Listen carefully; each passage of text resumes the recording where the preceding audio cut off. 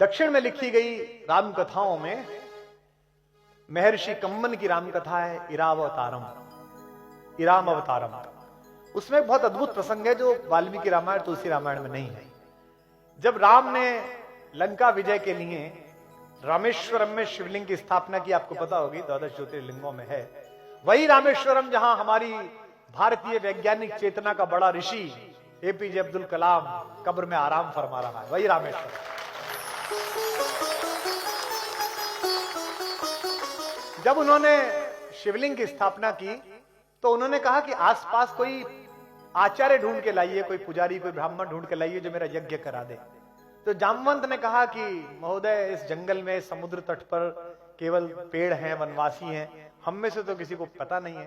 तो उन्होंने कहा आचार्य ऐसा लाइए जो शैव और वैष्णव परंपराएं दोनों का सम्मिलन हो, जिसे दोनों चीजें आती हो।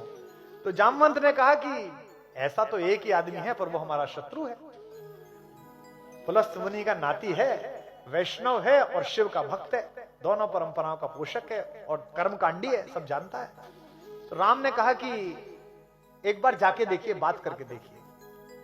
तो ये इरावतारम में कथा आती है, कितनी अच्छी है। दुश्मन भी हो तो ऐसा हो, सामने वाला भी। हाथ में आंख में पानी नहीं, हाथ में खंजर नहीं, आंखों में पानी चाहिए। राहत भाई का शेर है, हाथ में खंजर नहीं, आंखों में पानी चाहिए, ऐ खुदा दुश्मन भी हमको खानदानी चाहिए।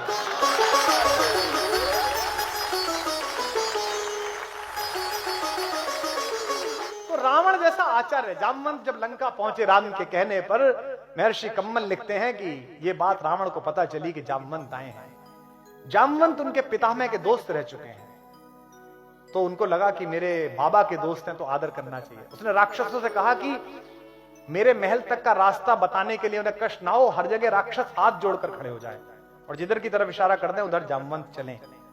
कथा आती है कम्ब की रामायण में महर्षि कम्बन की कि जामवंत, चूंकि शरीर आकार बड़ा था उनका, तो उनको रास्ता दिखाते दिखाते रावण के पास तक ले गए। उन्होंने, रावण ने उन्हें प्रणाम किया, खड़े होकर पैर छुए और कहा कि मैं आपका स्वागत करता हूं राक्षस राज रावण, किस लिए आप आए हैं? तो उन्होंने कहा मैं चाहता हूं कि मेरे यजमान की आप आचार्य बन जाएं। तो उसने कहा कि स्वीकृति से पूर्व मुझे विचार करना पड़ेगा और विचार में देरी लगेगी, तो अगर आप आसन ग्रहण कर लेंगे तो अच्छा होगा, मैं भी बैठ पाऊंगा। जामवंत बैठ गए। रावण ने पूछा कि आपका यजमान कौन है? तो जामवंत ने कहा कि अयोध्या के राजकुमार महाराज दशरथ के पुत्र श्री राम मेरे यजमान हैं और वे एक यज्ञ करना चाहते हैं, भगवान शंकर के विग्रह को स्थापित करके शिवलिंग को पूजा करना चाहते हैं अपने एक बड़े काम के लिए। तो रावण ने पूछा क्या ये बड़ा काम लंका विजय तो नहीं है? जामवंत ने कहा आचार्य आप ठीक समझ रहे हैं, ये लंका विजय का यज्ञ है, तो क्या आप आचार्य पद स्वीकार करेंगे? रावण भी प्रतिभाशाली था, उसे पता था कि कौन व्यक्ति आया है मुझे आचार्य बनाने के लिए, इतना बड़ा अवसर मिल रहा है। उसने कहा कि मैं उनके विषय में ज्यादा नहीं जानता, लेकिन वे दूतों के प्रतिपालक हैं, वे अपने दूत को बहुत अच्छी तरह रखते हैं और ऐसे मर्यादावादी यजमान का आचार्य बनना मुझे स्वीकार है। जाकर उनसे कह दीजिए कि मैं आऊंगा। यह है रावण, जिसके घर में मां सीता सुरक्षित नहीं, शील के साथ सुरक्षित नहीं। यह है रावण, उस समय का शत्रु भी कैसा है राम का।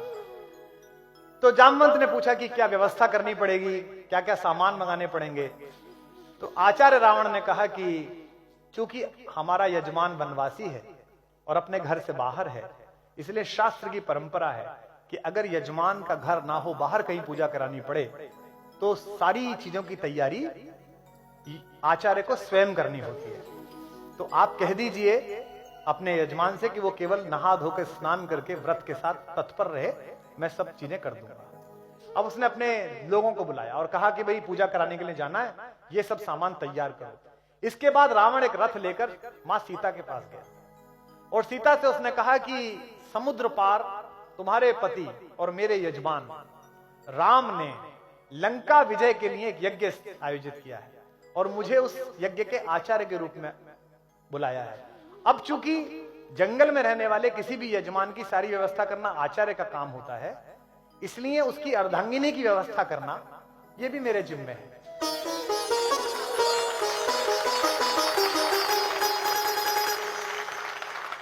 तो ये रथ खड़ा हुआ है, ये पुष्पक विमान है, तुम इसमें बैठ जाओ, लेकिन तुम ध्यान रखना वहां भी तुम मेरी ही सुरक्षा में हो, मेरी ही कैद में हो।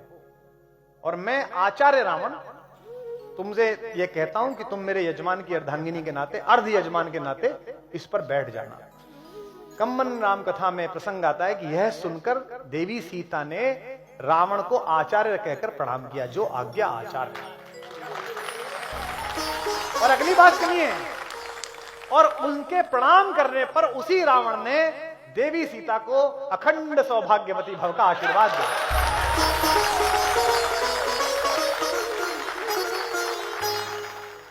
तो जब रावण पहुंचा राम के पास आचार्य बनकर, आचार्य रावण जब पहुंचे तो दोनों भाइयों ने उठकर आचार्य को प्रणाम किया और कहा कि आचार्य, मैं आपका यजमान राम आपको प्रणाम करता हूं।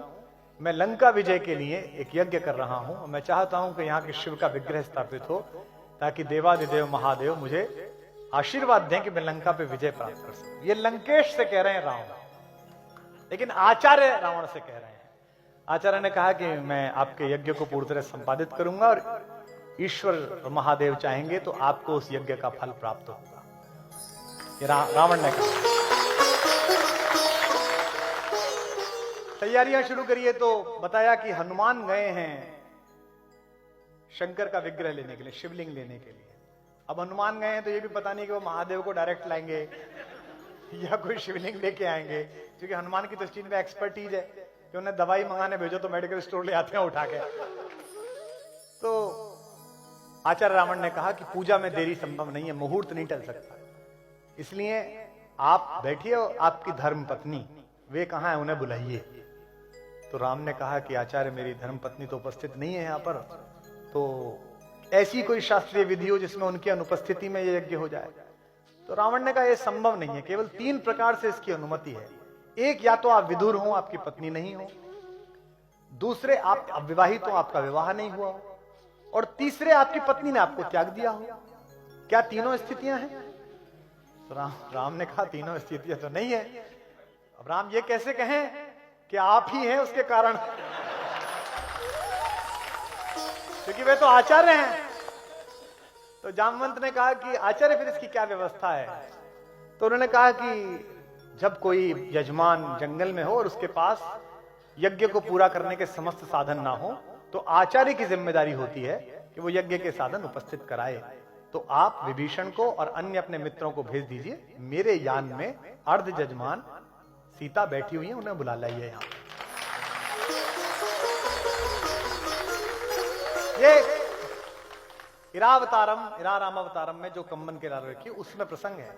उसके बाद पूजन हुआ, विधिवत पूजन हुआ। मां सीता ने अपने हाथ से ही वो शिवलिंग स्थापित किया, जो आज भी वहां लंकेश्वर का शिवलिंग वहां पर मौजूद है, जिसके बारे में कहते हैं कि जब रामेश्वरम में कहते हैं कि जब हनुमान अपना शिवलिंग उठा लाए एक, और हनुमान ने कहा इसे हटाओ मैं भी लगाऊंगा, तो राम ने कहा कि जो लगाए लगने दो। जब हनुमान नहीं माने, कहा महाराज मैं तो लेके आया हूं।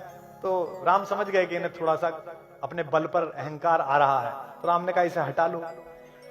और सुनते हैं कि पूरा हनुमान ने जोर लगाया, वो शिवलिंग नहीं हटा। इसलिए राम ने फिर वरदान दिया कि तुम्हारा शिवलिंग भी यहाँ उपस्थित रहेगा। तो रामेश्वरम में उनके द्वारा स्थापित भी एक शिवलिंग है, जो हनुमानेश्वर के नाम से जाना जाता है, कि हनुमान के द्वारा स्थापित शिवलिंग।